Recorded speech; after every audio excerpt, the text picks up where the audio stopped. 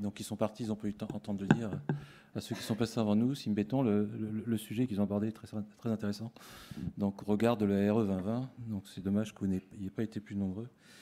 De même que c'est dommage que vous ne soyez pas plus nombreux pour ce que l'on va vous raconter sur Profil, donc, qui est un programme que l'AQC porte donc, en lien avec le CSTB, donc, qui est financé par des C2E et qui a pour objectif donc, des défis pour la rénovation énergétique. Donc, je suis accompagné aujourd'hui donc, pour présenter trois des défis donc, par Samuel Dessay, donc, par Vincent Thomas, donc, tous deux de l'AQC, et puis par Lionel Bertrand du CSTB. Alors, donc, ce programme a été initié en 2019, et donc l'objectif de base, c'est tourner vers donc, les professionnels du bâtiment en les outillant de façon à ce qu'ils puissent effectivement aider au déclenchement de l'acte de rénovation en sécurisant donc, la qualité des travaux de rénovation énergétique. Alors, je complète d'ailleurs le propos de Simbéton, donc l'optimisation, c'est aussi en sécurisant la durabilité des bâtiments.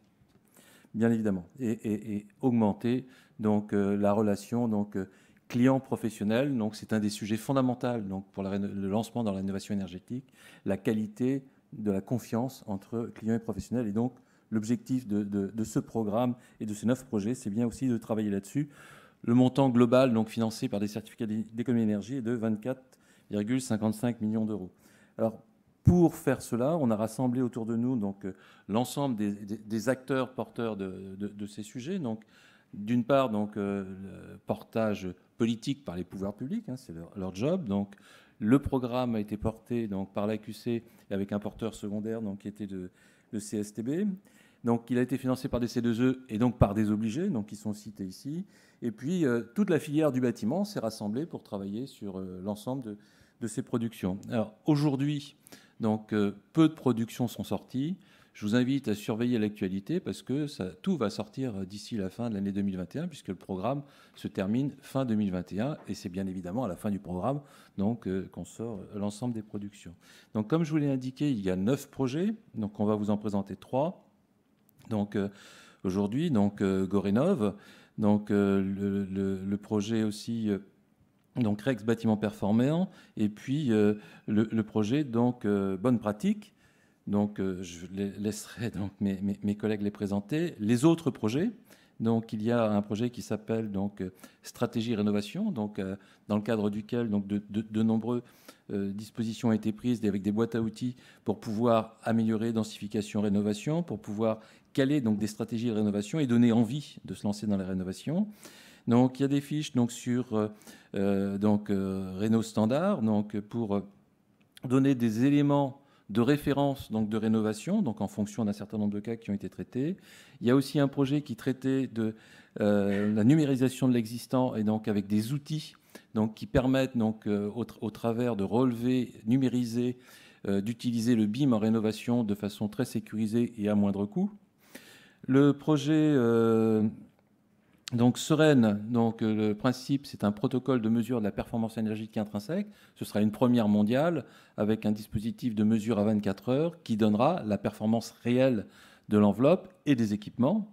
Le projet donc qualité sanitaire de l'environnement, donc à l'intérieur du bâtiment. Donc l'enjeu, c'est au travers de la rénovation énergétique, il peut y avoir des problèmes de détérioration sanitaire si on n'y prend pas garde. Donc avec toutes sortes de réflexions autour du sujet. Et enfin, donc, un 6e projet qui est autour de procédures internes, donc avec une proposition de fiche de réception, fiche d'autocontrôle, un outil sur le sujet. Voilà, donc ça, c'est les 6 projets qui ne vous seront pas présentés.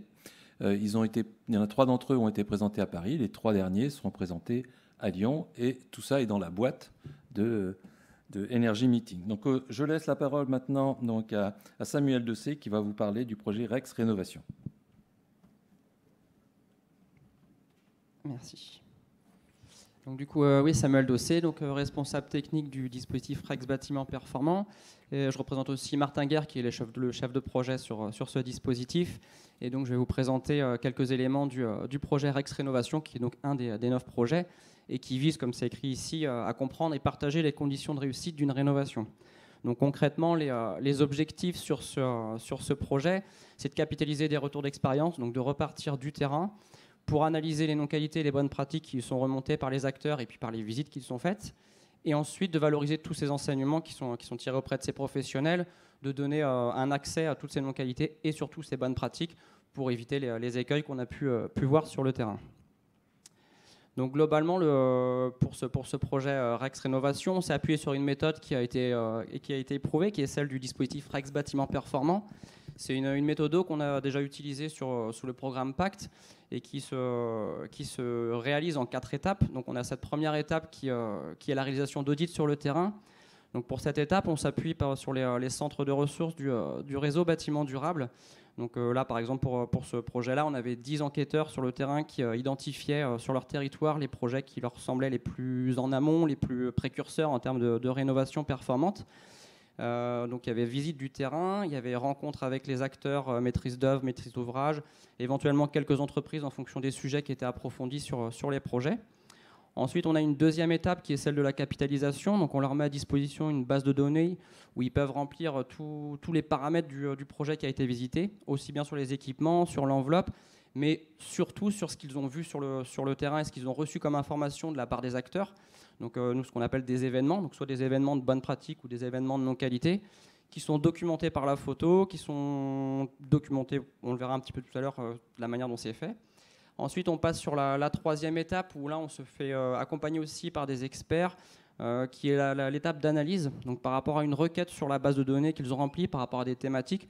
Là, on verra tout à l'heure qu'on a travaillé essentiellement sur 10 thématiques dans ce projet. Donc, à chaque fois, on a fait une requête ad hoc sur la base de données en essayant de comprendre tous les événements qui ont pu être remontés sur ces thématiques, en les classant par ordre de priorité, soit par récurrence, par gravité. Voilà, on essaye de hiérarchiser un petit peu pour trier un petit peu l'information et la mettre à disposition. Ça, c'est la quatrième étape, sur différentes manières, avec différents canaux pour essayer de toucher le maximum de personnes et des acteurs différents qui ont des canaux d'information qui sont aussi différents. Donc le projet Rex Rénovation, un exemple de livrable, ce sont les rapports thématiques. Donc peut-être que vous les connaissiez déjà, c'est ce qu'on appelle les rapports 12 enseignements.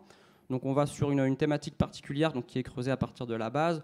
Il y a une sélection qui est faite de 12 enseignements qui nous paraissent fondamentaux sur ce sujet. Donc là, on a l'exemple sur la couverture de la ventilation double flux en rénovation. On a la même chose sur la ventilation simple flux, sur les chauffe-eau thermodynamiques, etc. Et puis sur la partie enveloppe aussi également, on a travaillé notamment sur l'ITE, sur l'isolation en sous-face des planchers, l'isolation des rampants, enfin voilà, des sujets vraiment typiques rénovation. Donc il y a 10 rapports qui sont pas tous publiés, il y en a 7 qui sont publiés, les 3 derniers vont arriver en fin d'année. Un autre support qui est plus visuel, ce sont des tutoriels où on est sur des formats beaucoup plus courts et qui vont sur un message précis. Donc on en a développé 30, on a choisi parmi notamment les 12 enseignements sur chaque rapport, 3 enseignements particuliers qu'on a développés sous cette forme-là de tuto, avec à la fois du schéma pour vraiment se mettre dans le projet, mais également sur le côté, ce que je vous disais tout à l'heure, sur le côté photo, puisque ce sont toujours des constats réels qu'on traite. Le format court, voilà, c'est aussi ce qui a été demandé, puisqu'on avait fait une étude sur le besoin en ressources par rapport aux différents acteurs, et c'était un support qui était demandé, et le format court allait de soi. Un autre exemple, donc, c'est les webconférences. Donc là, c'est du live direct qu'on a choisi de faire. Donc pareil, 10 webconférences sur les 10 thématiques qu'on avait ciblées. Donc je peux vous les rappeler, c'est ventilation double flux, simple flux, chauffe-eau thermodynamique. Il y a les pompes à chaleur, le dimensionnement des équipements de manière un peu plus générale. Sur l'enveloppe, on a l'isolation des rampants, l'isolation en sous-face des planchers et l'ITE. Donc voilà, donc ça c'est des webconférences qui sont disponibles toujours en replay. Aujourd'hui, il y en a 7 puisque les 7 premiers rapports sont diffusés. Donc on les a aussi présentés via ces webconférences. Donc elles sont disponibles en replay sur la chaîne de la QCTV et puis sur le site de Profil, bien entendu. Donc on est accompagné à chaque fois avec les enquêteurs qui ont mené les visites. Ça permet aussi de contextualiser un petit peu plus, puisque c'est eux qui ont été sur le terrain. Donc ils ont des éléments très, très pertinents à défendre aussi. Donc tous ces supports, là j'en ai montré que quelques-uns, mais vous avez aussi des QCM, des études de cas, des photos commentées. Il y a un réceptacle commun à tous ces supports, c'est la mallette pédagogique du dispositif Rex Bâtiment Performant. Donc vous verrez, si vous allez sur cette mallette, vous avez le choix entre plusieurs profils en fonction de votre métier.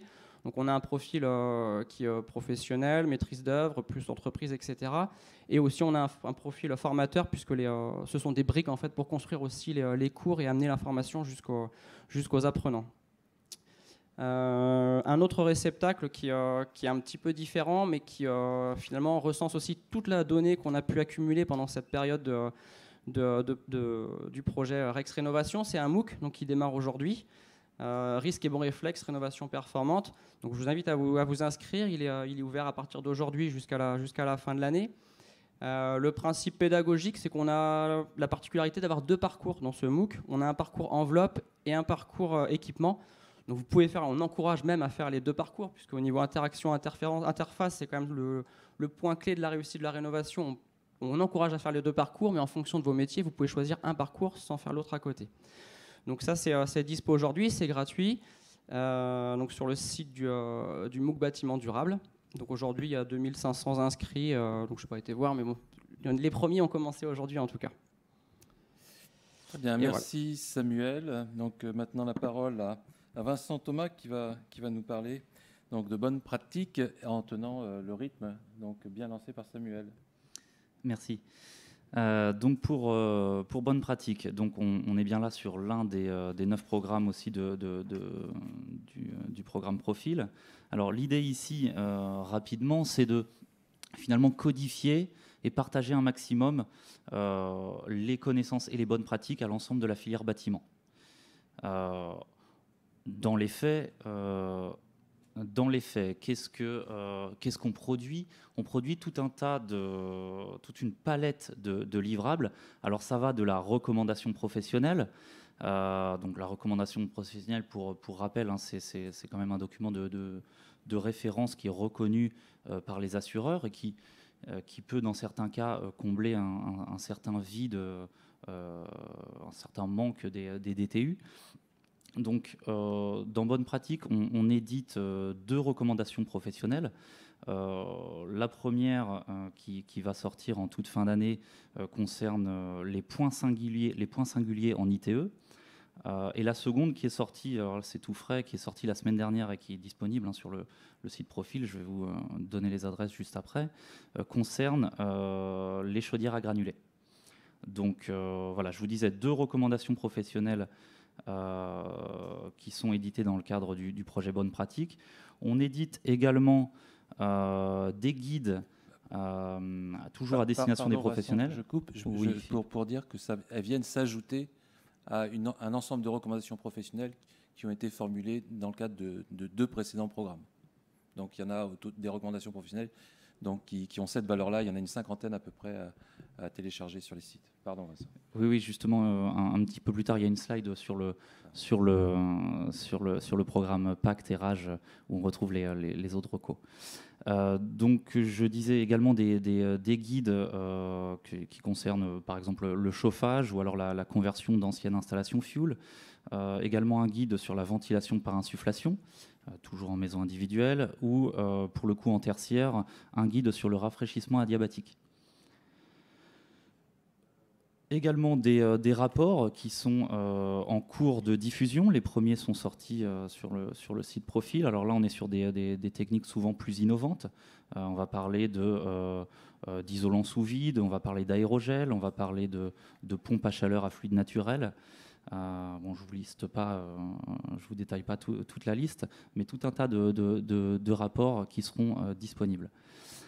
Également, de manière assez concrète, des outils numériques directement dédiés aux professionnels.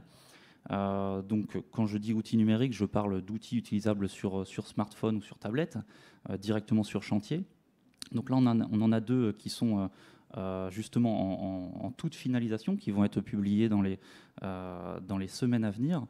Une première application sur les conduits de fumée, qui permet finalement de faire du dimensionnement de conduits de fumée et de vérifier la compatibilité d'un conduit existant à une installation en rénovation. Une deuxième application qui concerne les pompes à chaleur et qui permet d'accompagner le professionnel sur le chantier dans le dimensionnement de la pompe à chaleur. Alors si je fais un petit focus sur cet outil, l'outil va permettre vraiment de faire l'étude de la phase conception jusqu'à la partie maintenance, et permet de calculer les déperditions, de faire une estimation des déperditions du bâtiment, de proposer une pompe à chaleur adaptée et d'aller jusqu'à la simulation des consommations de cette pompe à chaleur. Autre focus, je vous parlais tout à l'heure des recommandations professionnelles sur les points singuliers en ITE. Donc ça, c'est une recommandation professionnelle qui va sortir en toute fin d'année. Alors on a finalement deux documents. On va avoir la recommandation professionnelle pour l'ITE en bardage à lame d'air ventilée, et un deuxième document pour les points singuliers en ITE en ETICS, finalement, donc en enduit sous isolant. Isolant sous enduit, pardon. Donc dans ces documents, on va s'intéresser, comme c'est détaillé, aux points singuliers. Donc ça peut être par exemple les relevés de balcon, ça peut être les points d'ancrage pour les éléments extérieurs, ça peut être sinon les parties enterrées en ITE. Autre recommandation professionnelle, très rapidement, un document qui est sorti la semaine dernière, qui est disponible encore une fois sur le site, qui concerne les chaudières à granulés, où on va retrouver des indications sur le dimensionnement, on va retrouver des indications sur la conception, on va retrouver par exemple des schémas types hydrauliques, on va retrouver des indications sur le positionnement, l'emplacement des silos, par exemple, pour les granulés. Tout un tas d'informations qui, finalement, n'étaient pas facilement accessibles, malgré que cette technologie de chaudière à granulés soit en assez forte expansion. Voilà, donc pour terminer sur les ressources disponibles, voilà, je vous invite à aller sur le site programmeprofil.fr, où vous retrouvez les documents dont je vous ai parlé, ou alors vous allez les retrouver dans les semaines à venir. Et également, comme le disait Philippe, tout ceci vient bien en continuité du programme Pacte. Donc voilà, je vous ai remis l'adresse du site internet, qui est évidemment toujours disponible, entretenu et alimenté par également les productions Profil.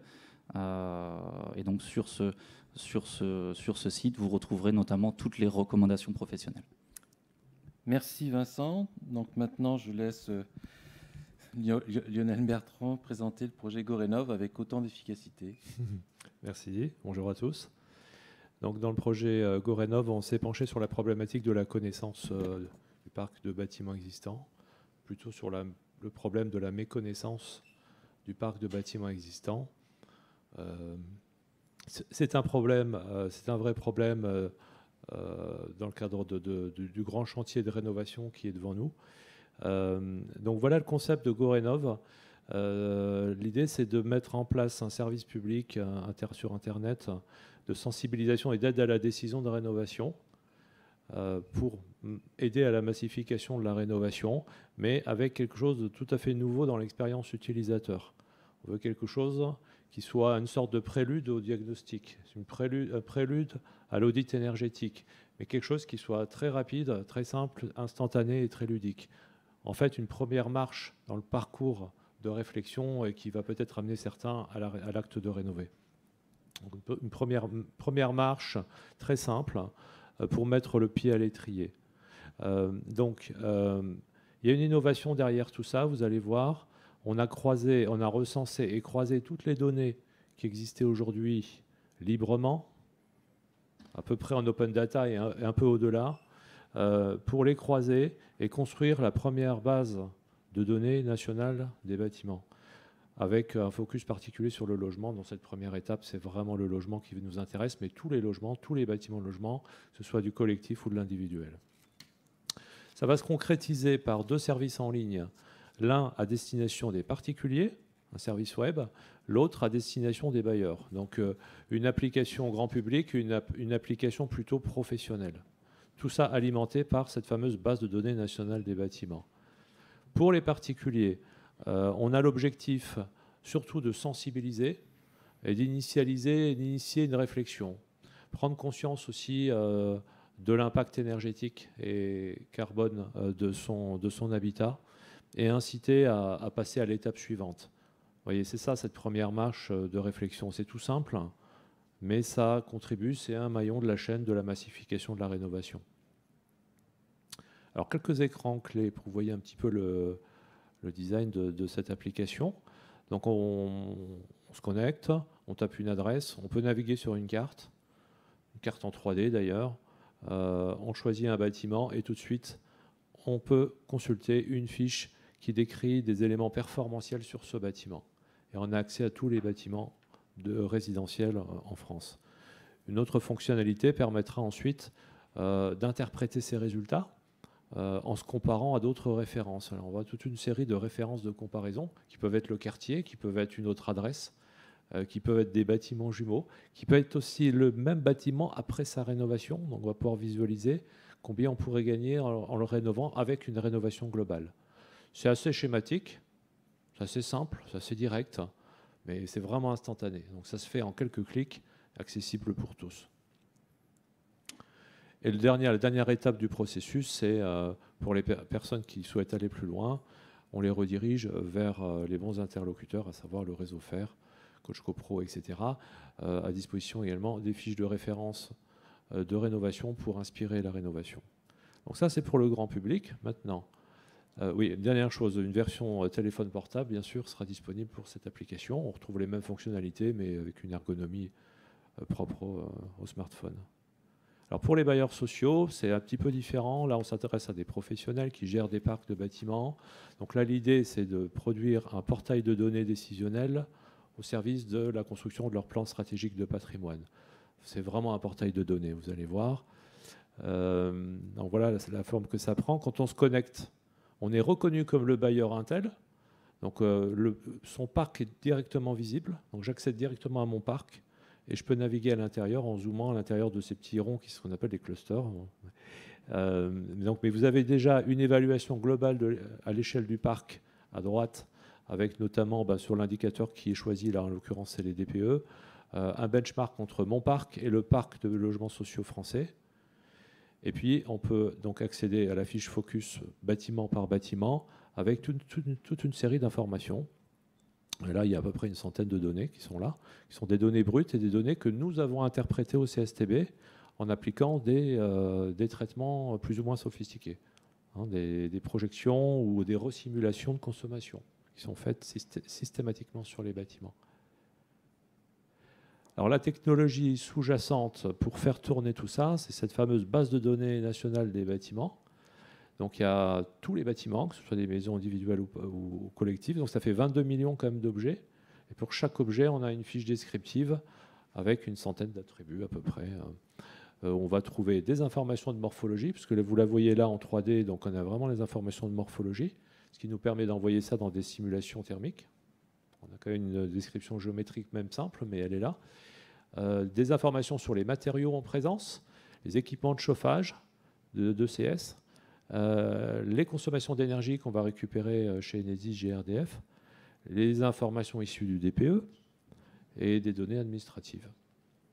Voilà. Et donc on a enrichi tout ça avec de la prédiction d'informations manquantes, parce que bien sûr on a des fiches d'identité qui sont un petit peu à trous, donc il manque des données, et on peut combler cette méconnaissance par des projections, par des techniques de data science, resimulation et calcul d'indicateurs métiers de type indicateur d'opportunité ou de risque de rénover. Et pour finir, donc, pour récapituler, nous aurons donc en livrable d'ici la fin de l'année disponible pour tous. Donc ce service web pour les particuliers, sa version téléphone portable, le service web bailleur disponible uniquement pour les bailleurs. Et la base de données nationale de bâtiments sera également publiée en open data avant la fin d'année et pourra être utilisée donc par chacun, les startups notamment, pour développer des applications numériques autour de cette base. Voilà, j'en ai terminé. Merci bien Lionel. Un point important, l'ensemble des outils qui sont produits dans le cadre de Profil sont accessibles gratuitement. Donc Profil est financé et du coup, effectivement, ce qui est produit est à la disposition de tous gratuitement. voilà. Est-ce que vous avez des questions?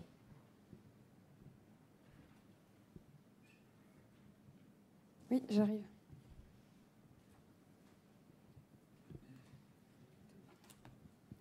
Bonjour, Monsieur Duzinski, je travaille chez un bailleur social dans les Hauts-de-France.